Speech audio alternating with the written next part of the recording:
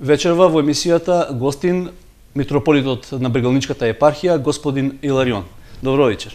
Добро вечер и благодарам на поканата да бидам гостин во вашата емисија денеска. Господине Иларион, да ни кажете, сме во фаза, односно во период кога православните верници прославуваат низа празници.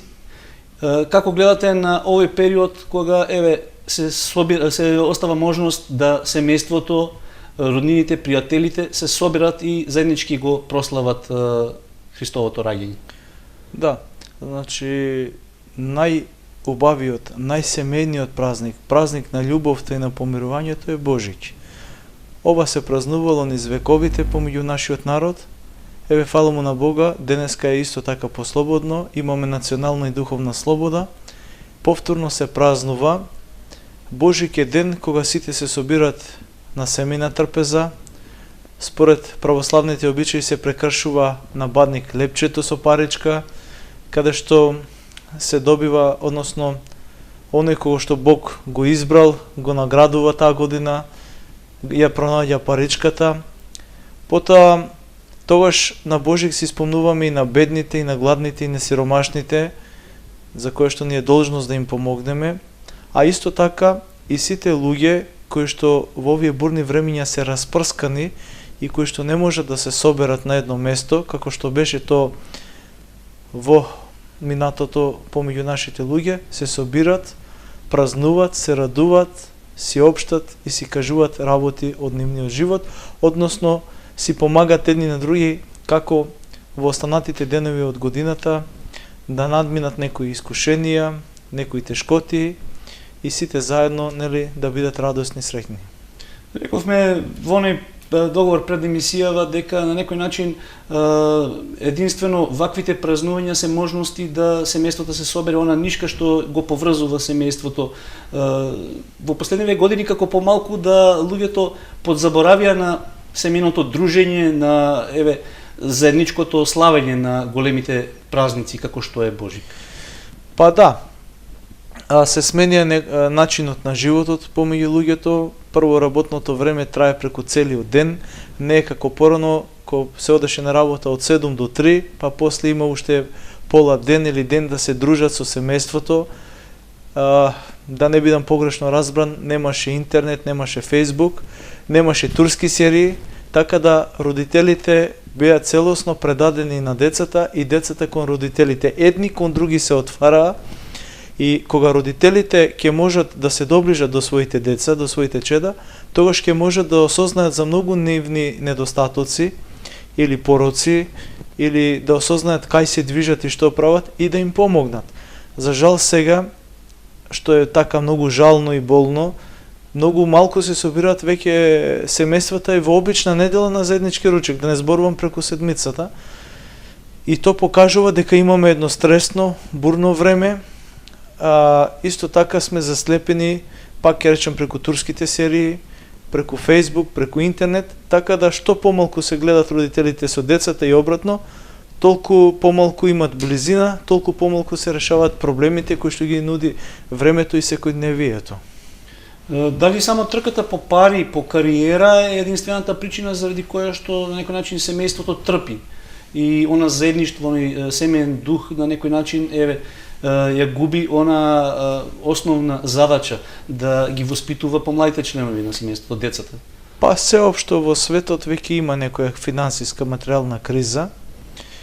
Една од причините е и финансиите. Родителите се во потрага по средства, секојдневниот живот е многу полуксузен и помодерен од порано и бара се повеќе и повеќе средства за одржување на едно семејство. Децата барат исто така за да бидат еднакви со другите, така да едно од тие причини е и тоа, но исто така некако смислата на семејството и на бракот се изгуби. Ако погледнеме во нашите предци, во нашите дедовци, баби, па и во нашите родители, ќе заклучиме дека пред се најважно им беше бракот и семејството. Сега живееме во едно многу помодерно време, сакаме да го следиме светот, западниот свет, кој што за жал многу помалку имаше чувство кон семејството отколку ние кои што бевме патриархално воспитани. Светата православна вера и Светата црква најмногу подвлекува, бара, потенцира внимание семејството и бракот. Ако имаме среќно семејство, ако имаме здраво семејство, имаме здрава иднина, здрава држава, здрава црква.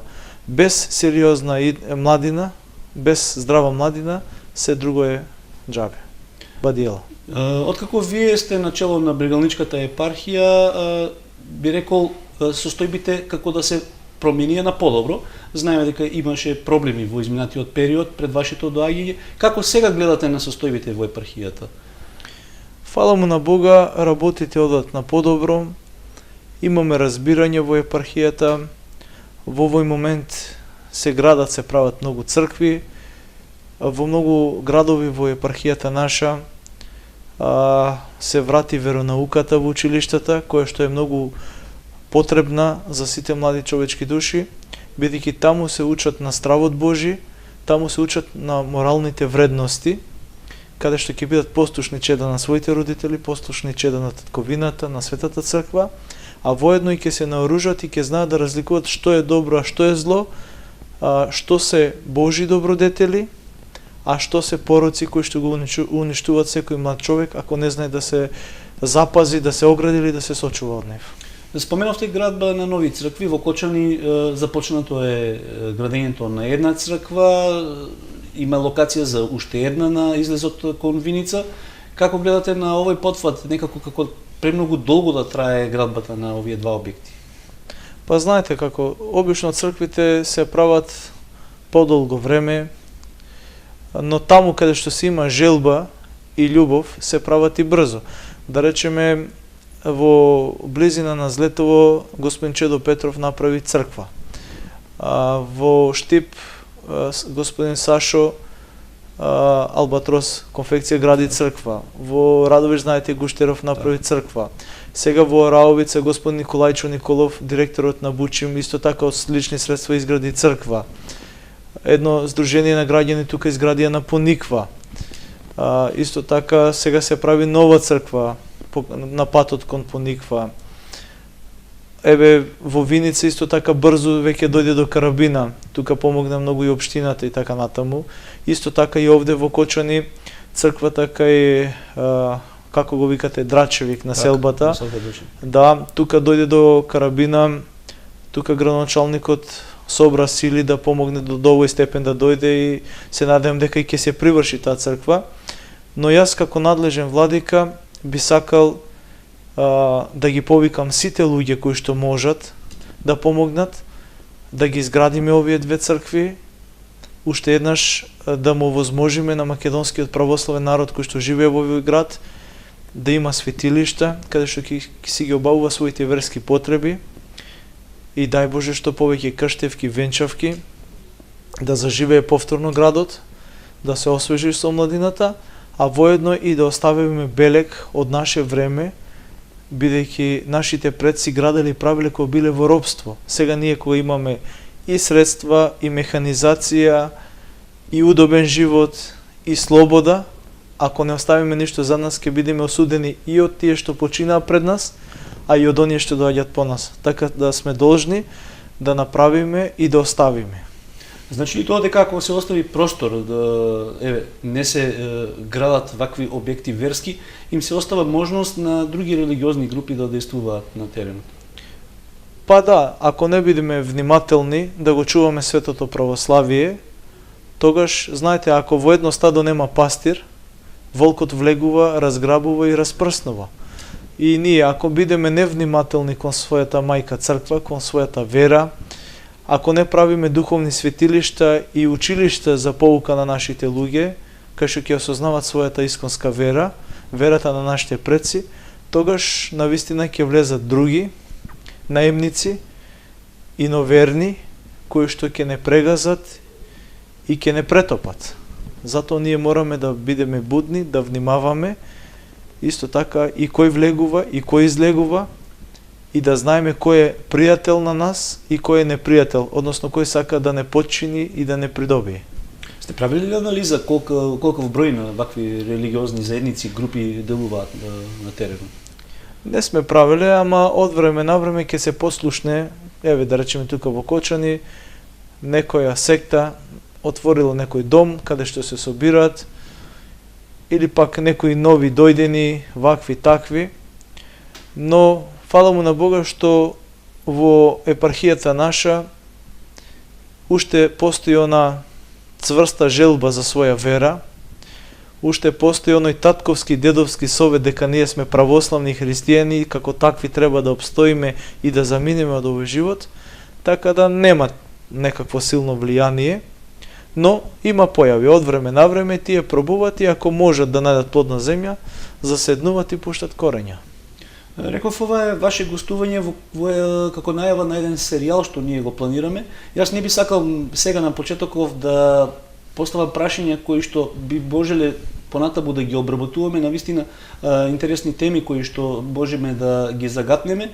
Само би ве запрашал дали влијанието на одредени такви религиозни групи е резултат на се поголемиот број на одземање на животи самите луѓе тоа да го прават, да посегнуваат по сопствениот живот, затоа што овој регион, овој крај од Брегулничката епархија, ми се чини дека во последната година имаше голем број на такви случаи.